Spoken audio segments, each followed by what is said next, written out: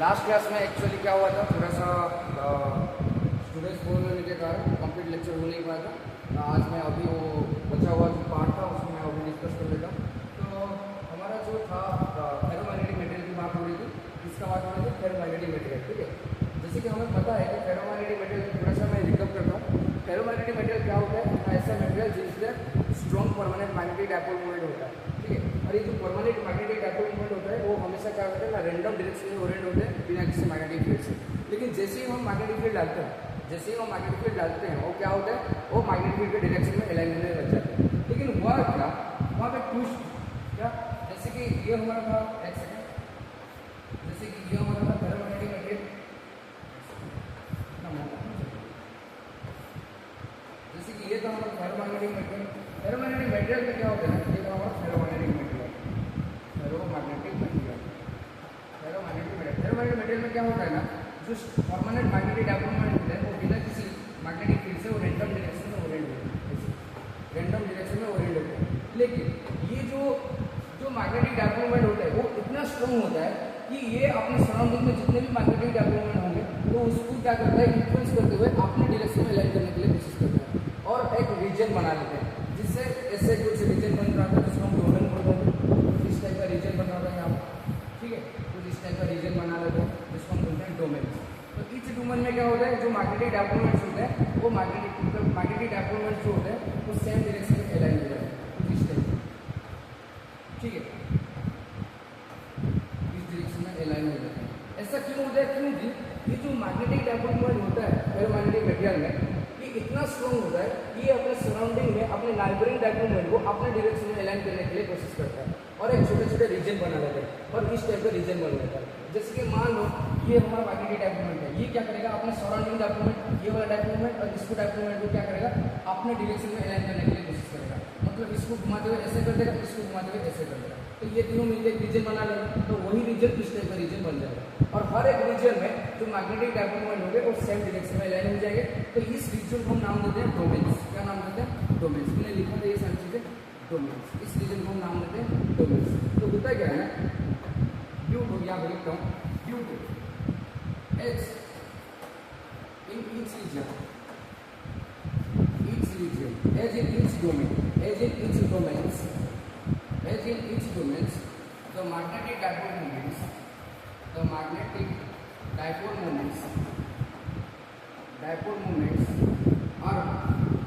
are in same direction,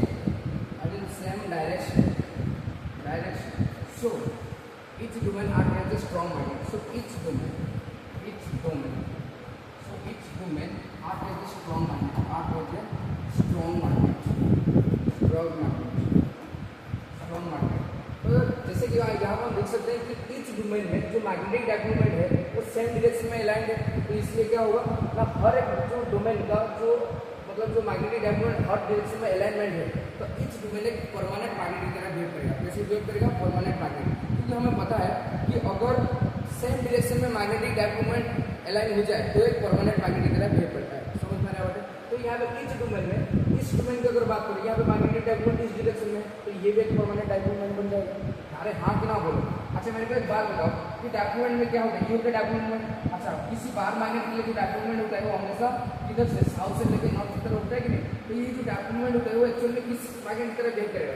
north pole, मतलब एक बाहर मैग्नेट की तरह बिहेव करेगा, जिसका एक साउथ पोल होगा और एक नॉर्थ पोल होगा। तो यहाँ पे इच डोमेन में जो यहाँ पे डायपोल मोमेंट सेम डायरेक्शन में अलाइन हो रहे हैं, तो ये एक स्ट्रॉन्ग मैग्नेट की तरह बिहेव करेगा, स्मॉल बार मैग्नेट की तरह बिहेव करेगा। ठीक है, अच्छा, as in each domains the magnetic dipole moments are in same direction, so each domain acts as a strong magnet. But the resultant dipole moment of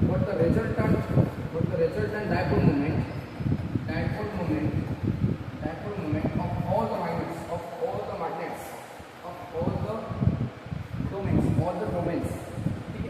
all the domains, but the resultant dipole moment of all the domains क्या हो जाएंगे? But the resultant dipole moment of all the domains are zero. ठीक है, are zero in the absence of field, in the absence of magnetic field, actually होगा क्या, जब तक हम क्या करेंगे एक्सटर्नल फील्ड ना अप्लाई करें, तो हमें पता चल रहा है कि इच मैग्नेटिक की तरह बिहेव कर रहा है क्योंकि डायपोल मोमेंट सेम डायरेक्शन में अलाइन हो रहा है इस डोमेन में, ठीक है। तो अगर मैं किसी एक डोमेन की बात करूँ, अगर इस डोमेन की मैं बात कर रहा हूँ, ये डोमेन की अगर मैं बात करूँ, यहाँ पे 3 डायपोल मोमेंट सेम डायरेक्शन में अलाइनमेंट है, तो उसका अगर नेट डायपोल मोमेंट हम कंपेयर करें तो उसका नेट डायपोल मोमेंट कुछ इस डायरेक्शन में आएगा। 3 डायपोल मोमेंट एडोब होकर सेम डायरेक्शन में अलाइन हो रहे हैं, तो ये क्या हो जाएगा, एडोब होकर नेट डायपोल मोमेंट इस डायरेक्शन में बनेंगे। फिर इस डायपोल इस मतलब डोमेन की अगर बात करें, यहाँ पे उसका डायपोल मोमेंट इधर आ जाएगा, इस डोमेन में डायपोल मोमेंट इस डायरेक्शन में आ जाएगा, जिस डायरेक्शन में जो magnetic dipole moment couple of magnetic dipole moment align हो रहे हैं इसी डायरेक्शन में उसका नेट मैग्नेटिक डायपोल मोमेंट आ जाएगा। और इस डोमेन के लिए नेट मैग्नेटिक डायपोल मोमेंट इस डायरेक्शन में आ जाएगा और इसके लिए इस डायरेक्शन में आ जाएगा। तो मोटा मोटी अगर हम यहाँ पे देखें, इस डोमेन के लिए जो मैग्नेटिक डायपोल मोमेंट है वो रैंडम डायरेक्शन में ओरिएंटेड है। इस डोमेन के लिए जो नेट मैग्नेटिक डायपोल मोमेंट है, जो तीनों को मिला के हम net magnetic dipole moment calculate कर रहे हैं, और एक डोमेन के लिए ये रैंडम डायरेक्शन में ओरिएंट हो रहे हैं। तो इसलिए क्या होगा, सारे के सारे जो मैग्नेटिक डायपोल मोमेंट है वो एक दूसरे को कैंसिल आउट करके क्या कर देंगे, जीरो कर देंगे। तो नेट मैग्नेटिक डायपोल मोमेंट क्या आ जाएगा, zero. So net magnetic dipole moment क्या हो जाएगा, जीरो। अच्छा, ये सारे सिनेरियो कब हो रहे हैं, जब यहाँ पे कोई फील्ड नहीं है, यहाँ पे कोई फील्ड एरिया, यहाँ पे कोई मैग्नेटिक फील्ड नहीं है। तो in the absence of magnetic field, in the absence of magnetic field, in the absence of magnetic field, ferromagnetic material में क्या होता है, जो इच डोमेन्स होते हैं, सब डोमेन में क्या होता है, इच डोमेन जो होते हैं, सब डोमेन का जो नेट मैग्नेटिक डायपोल मोमेंट होता है वो वापस में कैंसिल आउट होके जीरो हो जाता है। समझ में आ रहा है? तो इसलिए है तो ये परमानेंट मैग्नेटिक तरह बिहेव करें, इच डोमेन तो परमानेंट मैग्नेटिक तरह बिहेव करें, लेकिन उनका रैंडम ओरिएंटेशन के कारण, उनका डायपोल मोमेंट का रैंडम ओरिएंटेशन के कारण कैंसिल आउट होकर जीरो हो रहा है। तो इसलिए फेरोमैग्नेटिक मटेरियल में बिना मैग्नेटिक फील्ड से कोई मैग्नेटिक इफेक्ट शो नहीं करता। समझ में आ रहा है? तो यहाँ पे लिख सकते हैं, that is in the absence of field, in the absence of field, in the absence of field, the ferromagnetic material, the ferromagnetic material, the ferromagnetic material, magnetic material, ferromagnetic material does not show any magnetic character, any magnetic character, any magnetic character। हाँ, यहाँ पे मैंने बोला कि each domain है, हर एक domain में net magnetic dipole moment तो आ रहा है, तो ये परमानेंट मैग्नेटिक डायपोल की तरह बिहेव कर रहे हैं, मतलब परमानेंट मैग्नेट की तरह बिहेव कर रहे हैं, क्योंकि डायपोल मोमेंट को हम एक बार मैग्नेट की तरह मान सकते हैं। तो इस डोमेन में जो कपल ऑफ जो मैग्नेटिक डायपोल मोमेंट्स है, जैसे यहाँ पे 3 डायपोल मोमेंट है, तो ये तीनों मिलकर सेम डायरेक्शन में अलाइन हुए हैं, तो ये परमानेंट बार मैग्नेट की तरह बिहेव करेगा। इस डोमेन एक स्ट्रॉन्ग मैग्नेट की तरह बिहेव कर रहा है, लेकिन हर डोमेन का जो net magnetic dipole moment random direction में ओरिएंटेशन बनने के कारण एक दूसरे को कैंसिल आउट करके net magnetic dipole moment zero हो रहा है। तो अगर net magnetic dipole moment zero होगा तो मैग्नेटिक फील्ड शो होगा ही। तो इसलिए बोलते हैं कि फेरोमैग्नेटिक मटेरियल को जब तक हम एक्स्ट्रा फील्ड में ना रखें तब तक वो मैग्नेटिक कैरेक्टर शो नहीं करता, मतलब वो मैग्नेटाइज नहीं होता। समझ में आया बात?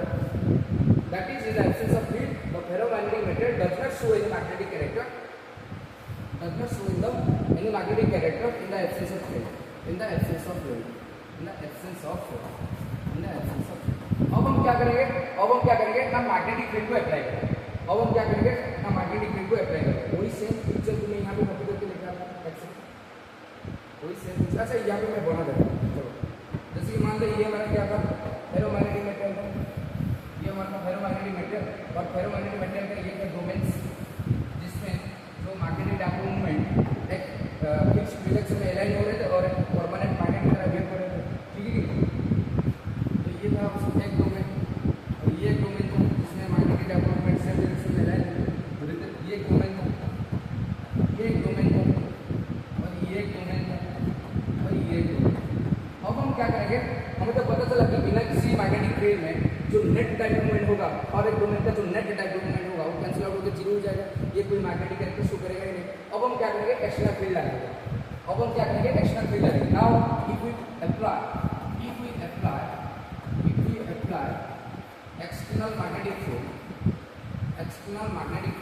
if we apply external magnetic field to the ferromagnetic material,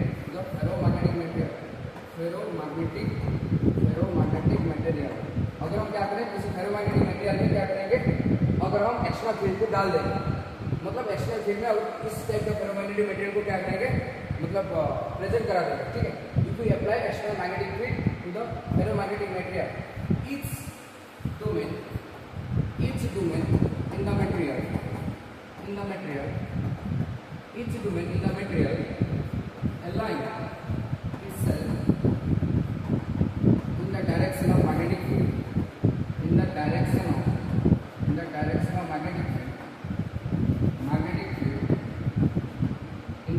external magnetic field and the net magnetic development cannot be shown. And the net magnetic dipole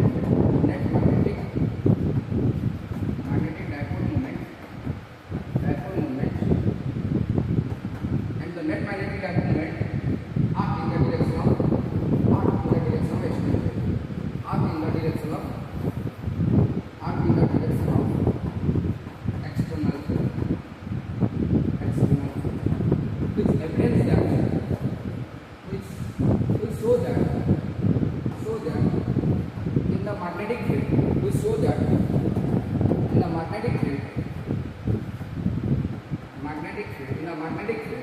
ferromagnetic material strongly magnetized. Ferromagnetic material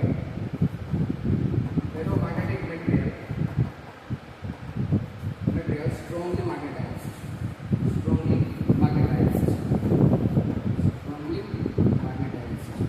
समझने वाले क्या लिखा मैंने? If we apply external magnetic field to the ferromagnetic material, अगर ferromagnetic material को हम external field में रखेंगे, ये होगा क्या? Each domain in the material align itself in the direction of magnetic field and the net magnetic dipole moment act in the direction of external field, which show that in the magnetic field ferromagnetic material strongly magnetized. इसका मतलब ये है कि अगर पहले हमें पता था कि जब तक हम एक्सटर्नल फील्ड ना डालें तब तक नेट मैग्नेटिक डायपोल ये मैग्नेटाइज नहीं हो रहा था। अब हम क्या करेंगे? एक्सटर्नल मैग्नेटिक फील्ड को डाल देंगे। एक्सटर्नल मैग्नेटिक फील्ड को अगर हम यहाँ पे डाल देंगे मतलब ये फेरोमैग्नेटिक मटेरियल को एक्सटर्नल फील्ड में रख देंगे, होगा क्या ना? ये मैग्नेटिक फील्ड के कारण क्या होगा ना? ईच हर एक डोमेन में जो ये कपल ऑफ मैग्नेटिक डायपोल्स है उनके ऊपर टॉर्क लगेगा। मैग्नेटिक फील्ड के कारण उनके ऊपर टॉर्क लगेगा, वो सारे के सारे क्या करेंगे ना? मैग्नेटिक फील्ड के डायरेक्शन में अलाइन हो जाएंगे। इस डोमेन में जितना मैग्नेटिक डायपोल इस डायरेक्शन में वो अलाइन होकर मैग्नेटिक फील्ड के डायरेक्शन में आ जाएगा। इस डोमेन में मैग्नेटिक फील्ड के डायरेक्शन में आ जाएगा, इस डोमेन में मैग्नेटिक फील्ड के डायरेक्शन में आ जाएगा। ये इस डोमेन में मैग्नेटिक डायपोल इधर है, ये एक्सटर्नल फील्ड के कारण क्या हो जाएगा? उसके ऊपर टॉर्क लगेगा तो ये रोटेट करते हुए मैग्नेटिक फील्ड के डायरेक्शन में अलाइन हो जाएगा। मतलब हर एक डोमेन में जो मैग्नेटिक डायपोल्स है वो सारे के सारे एक्सटर्नल फील्ड के डायरेक्शन में अलाइन हो जाएंगे, जिसके कारण एक नेट मैग्नेटिक डायपोल आएगा। मतलब कैसे बनेगा? पिक्चर कुछ ऐसे बना रहा हूँ। एक्सटर्नल फील्ड के इन्फ्लुएंस के कारण हर एक डोमेन में जो मैग्नेटिक डायपोल्स है कपल ऑफ मैग्नेटिक डायपोल्स है इसके ऊपर टॉर्क लगेगा, वो सारे के सारे क्या करेंगे ना? एक्सटर्नल फील्ड के डायरेक्शन में क्या हो जाएंगे? अलाइन हो जाएंगे। एक्सटर्नल फील्ड के डायरेक्शन में क्या हो जाएंगे? अलाइन हो जाएंगे। एक्सटर्नल फील्ड के डायरेक्शन में क्या हो जाएंगे? अलाइन हो जाएंगे। एक्सटर्नल फील्ड के डायरेक्शन में अलाइन हो जाएंगे।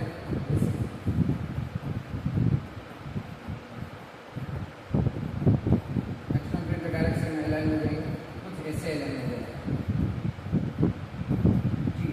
मतलब जब तक हमने मैग्नेटिक फील्ड नहीं डाला तब तक ये रैंडम डायरेक्शन में उड़े थे ईच डोमेन। लेकिन जैसे ही मैंने मैग्नेटिक फील्ड को डाल दिया, मतलब जैसे ही फेरोमैग्नेटिक मटेरियल को मैं एक्सटर्नल फील्ड के अंदर डाल दिया तो हुआ क्या? तो सारा magnetic dipole moment external field के कारण उसके ऊपर टॉर्क लगा, वो सारे के सारे एक्सटर्नल फील्ड के डायरेक्शन में अलाइन हो गए। तो अगर हर एक डोमेन का मैं नेट मैग्नेटिक डायपोल कंसिडर करूँ तो इस डोमेन में नेट मैग्नेटिक डायपोल किधर आएगा? इस डायरेक्शन में आएगा। अच्छा, इस डोमेन में इस डायरेक्शन में आ जाएगा और इस डोमेन में नेट मैग्नेटिक डायपोल इधर आ जाएगा, इसका इधर आ जाएगा, क्योंकि जिस डायरेक्शन में सारे मैग्नेटिक डायपोल है तो उनको एडॉप्ट करेंगे तो नेट मैग्नेटिक डायपोल उसी डायरेक्शन में आएगा। मतलब ईच डोमेन का जो नेट मैग्नेटिक डायपोल होगा, हर एक डोमेन का जो नेट मैग्नेटिक डायपोल होगा, ये कपल ऑफ डायपोल को मिला के जो नेट मैग्नेटिक डायपोल होगा सबका डायरेक्शन भी मैग्नेटिक के डायरेक्शन में अलाइन हो जाएगा। तो यहाँ पे नेट मैग्नेटिक डायपोल कितना हो जाएगा? नेट मैग्नेटिक डायपोल क्या है? जीरो नहीं होगा। यहाँ पे man net magnetic dipole external field के डायरेक्शन में आएगा, जीरो नहीं होगा, क्योंकि यहाँ पे एक्सटर्नल मैग्नेटिक फील्ड जीरो नहीं होगा। ठीक है, मतलब जब एक्सटर्नल मैग्नेटिक फील्ड जीरो था, मतलब कोई एक्सटर्नल मैग्नेटिक फील्ड नहीं था तो नेट मैग्नेटिक डायपोल जीरो था, क्योंकि रैंडम डायरेक्शन में ओरिएंट थे, कैंसिल आउट होकर जीरो को रहते। I getting my point? अब मैं क्या कर दिया? एक्सटर्नल मैग्नेटिक फील्ड को डाल दिया तो उसके ऊपर टॉर्क लगा, सारे मैग्नेटिक डायपोल एक्सटर्नल फील्ड के डायरेक्शन में अलाइन हो गए। तो इसमें क्या हुआ? मतलब जो ईच डोमेन का जो नेट मैग्नेटिक डायपोल आएगा सबको मिला के नेट मैग्नेटिक डायपोल जीरो नहीं होगा। सारे के सारे इसका डायपोल इस डायरेक्शन में अलाइन हो गए। पर एक डोमेन का जो नेट मैग्नेटिक डायपोल है तो एक्सटर्नल फील्ड के डायरेक्शन में अलाइन हो जाएगा। तो ये नेट मैग्नेटिक डायपोल को डेवलप कर लेगा और इसका मतलब ये पता चलता है कि डायरेक्ट एविडेंस है कि यहाँ पे ये जो फेरोमैग्नेटिक मटेरियल है वो मैग्नेटाइज हो रहा है, क्योंकि सारे के सारे मैग्नेटिक डायपोल का जो डायरेक्शन है एक्सटर्नल फील्ड के डायरेक्शन में हो रहा है। और यही तो था फेरोमैग्नेटिक मटेरियल का कॉन्सेप्ट कि जब भी किसी फेरोमैग्नेटिक मटेरियल को हम एक्सटर्नल फील्ड में रखते हैं तो उसके ऊपर क्या होता है? वो मैग्नेटाइज होता है। किधर मैग्नेटाइज होता है? ना एक्सटर्नल फील्ड के डायरेक्शन में मैग्नेटाइज होता है। तो यहाँ पे देख हर एक डोमेन का जो नेट मैग्नेटिक डायपोल हो रहा है तो एक्सटर्नल फील्ड के डायरेक्शन में अलाइन हो रहा है कि नहीं? तो इसका मतलब ये स्ट्रॉन्गली मैग्नेटाइज होगा। समझ में आ रहा है? तो यहाँ पे अब क्या करेगा, यहाँ पे उसका मैग्नेटिक कैरेक्टर शो आता है। ठीक है, फेरोमैग्नेटिक मटेरियल ये समझ में आ गया बात है। तो ये था फेरोमैग्नेटिक मटेरियल की कॉन्सेप्ट। तो फेरोमैग्नेटिक मटेरियल ही क्यों एक्सटर्नल मैग्नेटिक फील्ड में स्ट्रॉन्गली मैग्नेटाइज होता है, तो उसका कॉन्सेप्ट ऑलरेडी मैं तुम लोगों को बता चुका हूँ। तो ये था उसका कॉन्सेप्ट, हो गया। अब हम बात करेंगे कुछ properties of ferromagnetic material. Properties of ferromagnetic material, ferromagnetic material, properties of ferromagnetic material, properties of ferromagnetic material, properties of ferromagnetic material, properties of ferromagnetic material. चल रहा है ना? चल रहा है। Properties of ferromagnetic material, properties of ferromagnetic material. अब हम देखेंगे कि फेरोमैग्नेटिक मटेरियल में मतलब फेरोमैग्नेटिक मटेरियल का क्या क्या प्रॉपर्टी है। तो पहला प्रॉपर्टी जैसे कि हमें पता है कि स्ट्रॉन्गली मैग्नेटाइज होता है। It is strongly magnetised, it is strongly magnetised in the direction of magnetic field, in the direction of magnetic field. मतलब एक्सटर्नल फील्ड में अगर रखेंगे फेरोमैग्नेटिक मटेरियल को, स्ट्रॉन्गली मैग्नेटाइज होगा और फील्ड के डायरेक्शन में मैग्नेटाइज हो जाएगा। अच्छा, अगर ये स्ट्रॉन्गली मैग्नेटाइज हो रहा है फील्ड के डायरेक्शन में, तो ये क्या करेगा, स्ट्रॉन्गली अट्रैक्ट करेगा मैग्नेट को। तो it is strongly attract by magnet, it is strongly attract by magnets, it is strongly attract by magnets. ठीक है, दूसरा क्या है, अगर किसी फेरोमैग्नेटिक मटेरियल को हम क्या करेंगे, रस्सी से उसको लटका देंगे एक यूनिफॉर्म मैग्नेटिक फील्ड में, तो उसका जो लॉन्गेस्ट एक्सिस होगा वो एक्सटर्नल फील्ड के डायरेक्शन में अलाइन हो जाएगा। If we suspend a ferromagnetic material in the uniform magnetic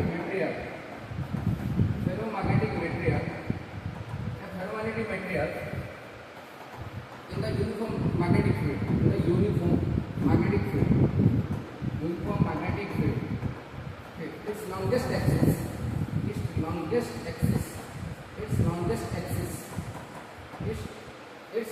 axis क्या करेगा, its longest axis align itself in the direction of magnetic field, in the direction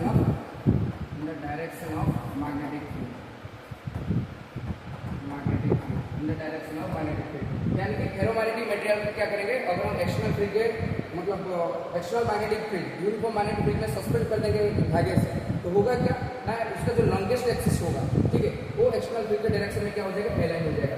जैसे कि मान लो ये तरह कोई नॉर्थ पोल है और ये तरह कोई साउथ पोल है, और हमें पता है कि दोनों के बीच में मैग्नेटिक फील्ड का डायरेक्शन इधर होगा, ये होता है मैग्नेटिक फील्ड का डायरेक्शन। ठीक है, अगर इनके बीच में मैं किसी एक धागे से एक फेरोमैग्नेटिक मटेरियल को क्या कर दूँ, सस्पेंड कर दूँ, तो उसका जो क्या करेगा, तो उसका जो होगा जो मतलब लॉन्गेस्ट एक्सिस होगा, उसका जो लॉन्गेस्ट एक्सिस होगा क्या करेगा, फील्ड के डायरेक्शन में अलाइन हो जाएगा। उसका जो लॉन्गेस्ट एक्सिस होगा वो फील्ड के डायरेक्शन में अलाइन हो जाएगा। तो ये था उसका एक प्रॉपर्टी, समझ में आ रहा है?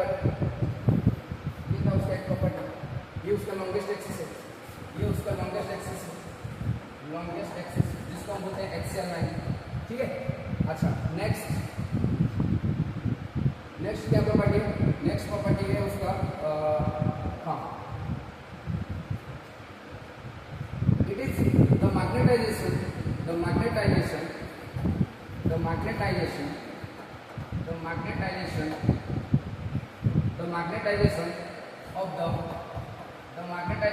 of the ferromagnetic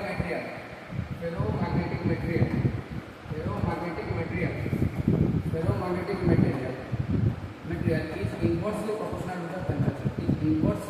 proportional to the temperature,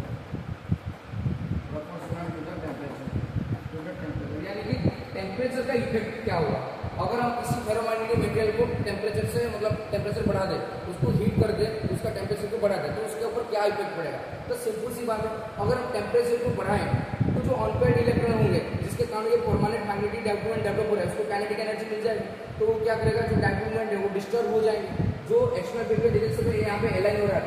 यहाँ पे हर एक डोमेन में जो magnetic dipole movement external field के डायरेक्शन में अलाइन हो रहे थे, अगर हम ये मटेरियल को हीट करूँ तो ये डायपोल मूवमेंट क्या करेंगे, डिस्टर्ब हो जाएंगे, मतलब पटाव हो जाएगा, डिस्टर्ब होकर फील्ड के डायरेक्शन में अलाइन नहीं होंगे, उधर मतलब अलाइन होने के लिए कोशिश करेंगे ड्यू टू थर्मल एनर्जी। इसमें क्या हुआ, मैग्नेटाइजेशन घटना शुरू हो जाएगा, क्योंकि अलाइनमेंट होंगे फील्ड के डायरेक्शन में, तब जाके ये मैग्नेटाइज होता है।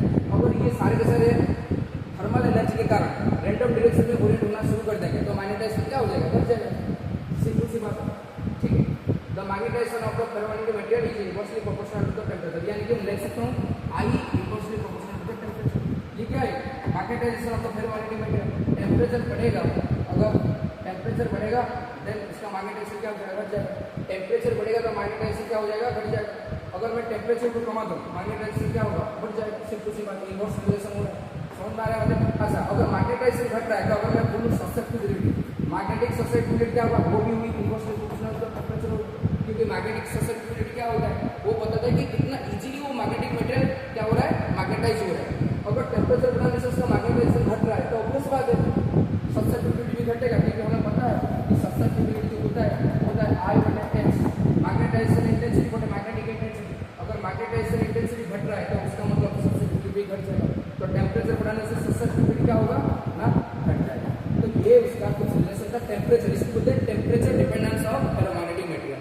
फेरोमैग्नेटिक मटेरियल टेम्परेचर से कैसे डिपेंड करता है, ये इसको मैंने प्रॉपर्टी में लिख दिया, ठीक है। The magnetisation of the ferromagnetic material is inversely proportional to the temperature. अच्छा, अगर मैं यहाँ पे एक ग्राफ बनाऊं कि ससेप्टिबिलिटी एंड टेम्परेचर के बीच में अगर ग्राफ बनाऊं, अगर एक ग्राफ बनाऊं मैग्नेटिक ससेप्टिबिलिटी एंड टेम्परेचर के बीच में अगर एक ग्राफ बनाऊं तो ग्राफ किस टाइप का आएगा? जैसे कि हमने लिख सकते हैं टेम्परेचर बढ़ने से ससेप्टिबिलिटी घट रहा है, तो ऑब्वियस बात है रेक्टेंगुलर हाइपरबोला जैसे ग्राफ बनेगा, इस टाइप का ग्राफ बनेगा, समझ में आ रहा है? ये रेक्टेंगुलर हाइपरबोला जैसे ग्राफ बनेगा। तो ये तो नेक्स्ट प्रॉपर्टी। अच्छा, नेक्स्ट प्रॉपर्टी जाएगी, लेट्स सी ये क्या आ गया?